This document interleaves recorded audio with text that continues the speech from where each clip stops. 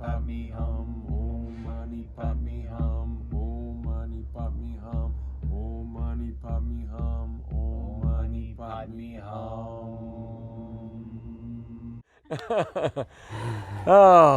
Welcome. We're here at the Omziel Healing Sanctuary, and today we're talking about ritual and everyday life. My name is Omar. And I am Michael Sylvan. And today we want to talk about a couple of things, what ritual means for everyone in our daily lives. So I think we can just jump right in and talk about what ritual would mean like in our relationships. You know, how do you see that? Yeah.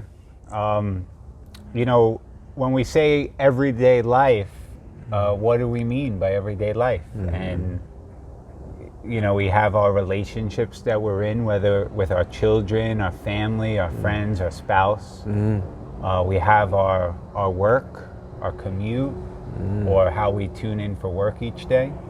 And then we have our home, whether it's in our kitchen or our bedroom or our home and part of our everyday life. Mm-hmm. So relationships specifically, I think about creating a ritual. I live with my partner, Laura, and we try and get on the same page with our ritual practices. Because like when we first wake up in the morning, we like to just take 5 minutes in silence to visualize what a successful day might look like. And so we wake up, we sit up, and we just tap in for 5 minutes. Call in the breath, kind of hear any of the sounds in the early morning. And then just, I'll in my own way and she'll in her own way, just kind of go through a little visualization of what success might look like in the day. And that's like a little ritual we'll share together when we wake up. Yeah, I think that does create an atmosphere of like sacredness, because we're pulling in the sacredness into our everyday lives, and we have to try to create something. So waking up in the morning, doing something like that is wonderful. Usually when I wake up in the morning, we wake up at different times, but what I'll do is like I'll start smudging myself, with sage and palo santo. I'll do that, just to clear or any negative energies or whatever from the evening. I do something like that. And then when my wife wakes up, we connect together, in some ritual way, such as that, or we'll meditate. That also happens to be something that's sacred for us too. How we bring in that ritual, that habit for every day. And then I get into yoga also. So that all helps the relationship, with my wife and with the outside world too, So when things come my way and they get a little tight, I just go back to that and center myself, that helps.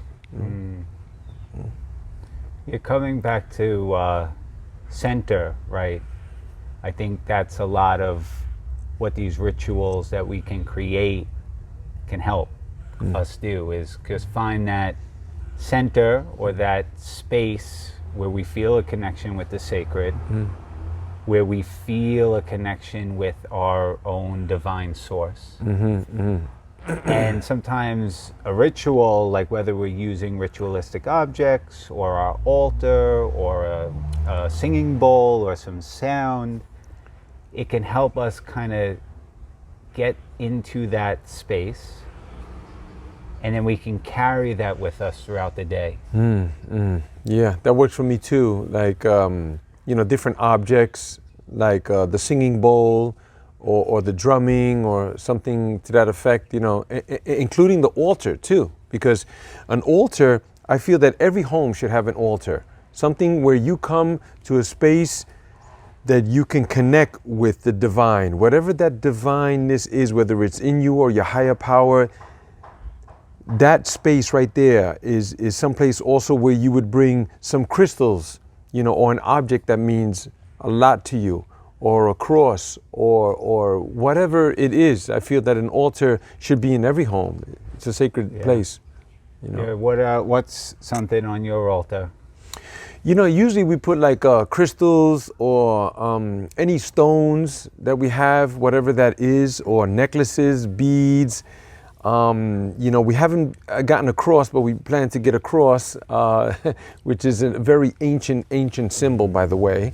Or a symbol of the Buddha, or a candle. We light candles.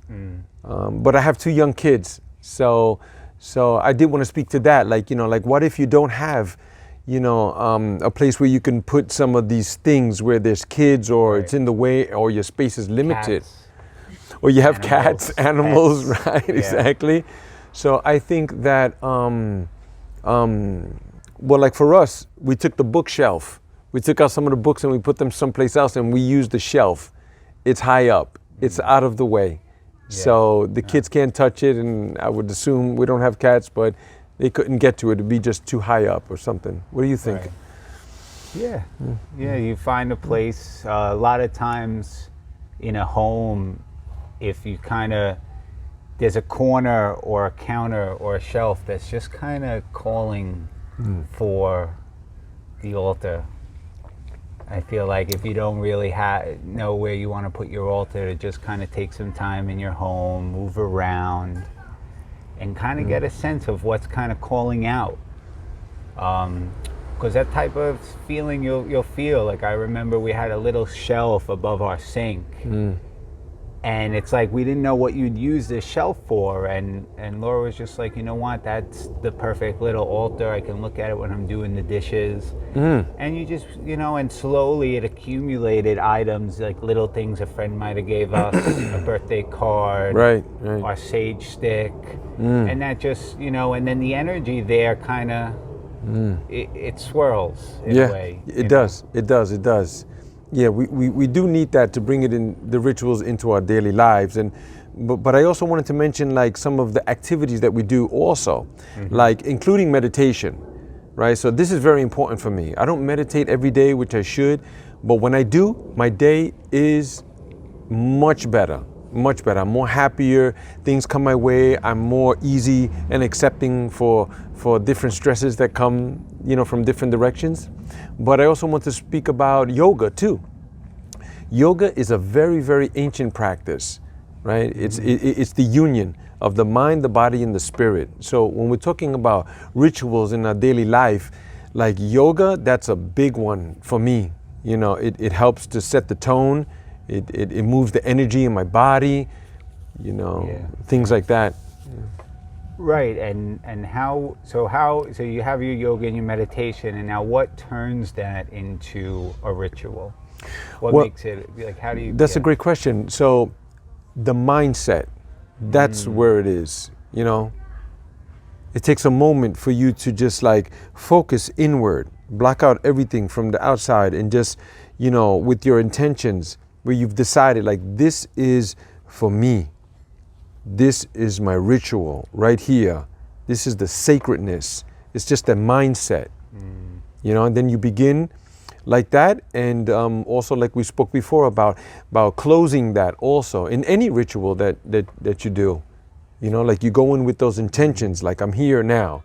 I'm not concerned about washing the dishes or washing the clothes of the kids or anything like that. No, this is here. This is the ritual that I'm doing, and then when we're finished, be good to close it, I don't know. What do you think about that? Yeah, one way I like to close a prayer or a meditation session is to dedicate the merit. So through the meditation you just did, or the yoga, or the prayer, or whatever it was, whatever was gained through that, to not only keep for yourself, but to also dedicate it to all beings. That whatever peace you experience in that meditation, whatever love, whatever insight you gained, right, that it's not just for yourself, but it's for all beings. That's good. And it's just a reminder of, selflessness and interconnectedness, togetherness.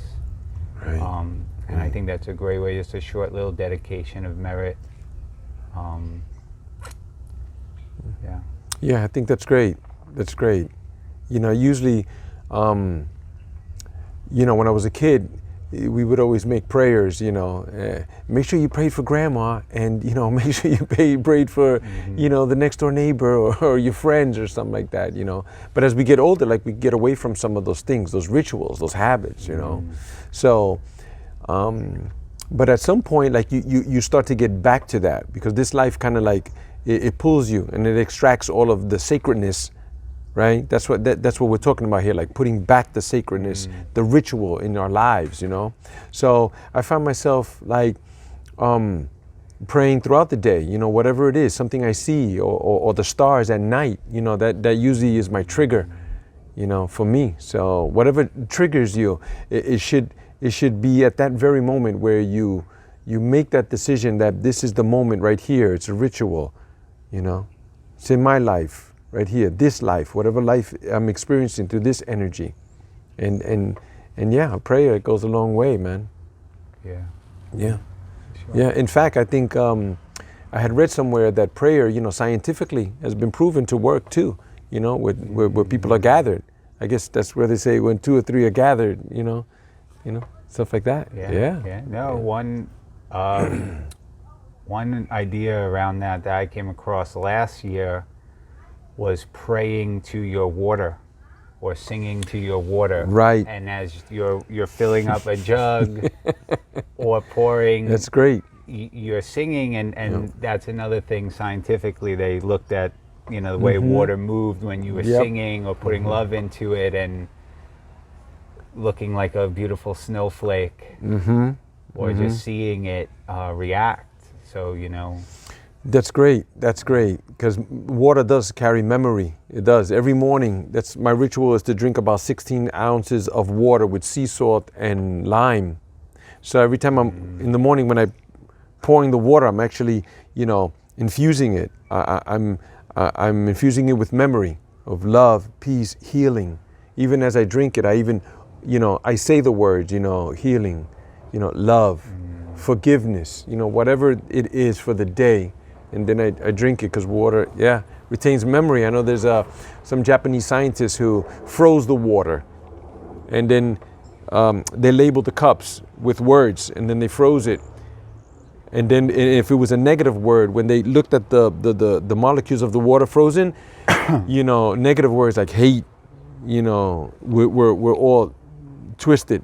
But when they said love and peace and harmony, they were beautifully organized, Well, some of the things that we could offer, as tips or offerings for people are different ideas for ritualistic events that you can do in your everyday life. Is there something you can think of? Yeah, one thing, that I love to bring some ritual in to my day is when in the morning, whatever beverage I'm drinking, if it's a coffee or a tea, I'd like to hold the cup with both hands, right? Notice the temperature, notice the fragrance, maybe take a big inhale, and to just in that moment, whatever it is you feel grateful or thankful for, and to just kind of sit with gratitude and presence, and then taking that first sip, and then that sip's kind of the close, right? That's right. Taking the sip, and but just that little bit of presence before. Yeah, beforehand. That's true. The morning, I know that the first 20 minutes of your day is very crucial. Most of us just reach for the phone. Yeah. And then right away we're swiping. We look at the texts, we look at the emails. I mean, that has happened to me before. And that's one of the reasons why I stopped that. No matter what I do, I resist the phone, because someone had sent me an email it was just a very simple thing, but it just set the tone for the day where I was just bothered, So that ritualistic, event in the morning with a cup of coffee and tea, that's a wonderful idea. Yeah, and if you find a place, if you don't already, to set up an altar in your home, however small or large, and a couple of items that are near and dear to your heart, and maybe a small little tapestry or a mat to lay the items on, and just notice, see the energy, how it develops over time. Yeah, I know a lot of people now are working from home, so that would be a great idea. Yeah. You know, to have that sacred space. You can just start just with that alone. I think would make a huge difference, you know. Yeah.